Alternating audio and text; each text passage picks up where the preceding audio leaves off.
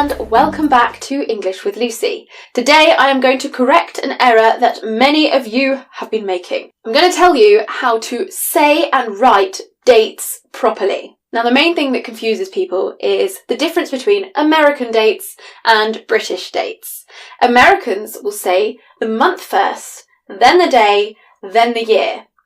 British people, however, will say the day first, then the month, then the year.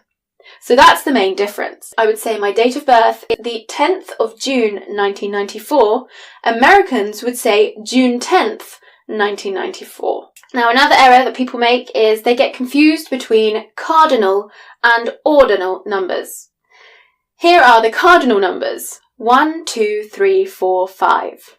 Then we have the ordinal numbers: 1st, 2nd, 3rd, 4th, 5th.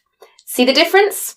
Cardinal, ordinal. Now, the abbreviation of ordinal numbers are as follows: 1st, 2nd, 3rd, 4th, 5th, and so on. And we will always use this format when writing out dates in full. It's very rare to see an unabbreviated ordinal number in a written date.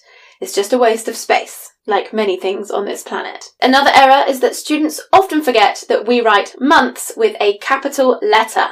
Make sure you fully understand the pronunciation of the months of the year. If you have any doubts about how to learn pronunciation, you can see this video in the card above. January, February, March, April, May, June, July, August, September, October, November, December. Which month is your favourite? Comment below and tell me why. So, that is how you write the date. In English, the 10th of June 1994, and in American, June 10th, 1994. Now, did you hear me when I read out the British version? It's written 10th June 1994, but I said the 10th of June 1994. So, you don't need to write the and of, but you do need to say it. If you say, my birthday is 10th June 1994, it sounds a bit weird. It sounds a bit forced and unnatural. So you want to say, my birth date is the 10th of June 1994.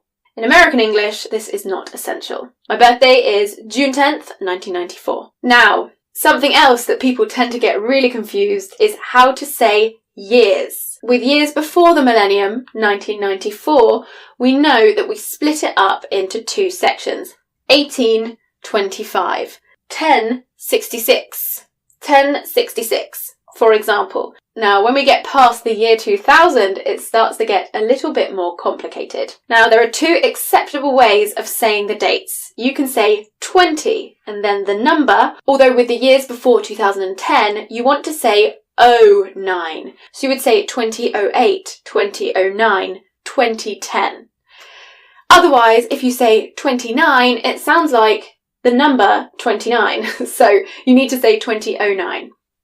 I, however, prefer to say the full number. I like to say 2017. The important thing that you mustn't remember is the "and." It is absolutely essential that you include the "and" when you say a date starting with the year 2000. 2001, 2010, 2017. Now, did you hear I say I just add an extra syllable and go 2001, 2017. So I'm using the schwa sound.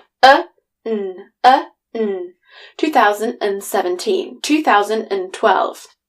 So, there you have it.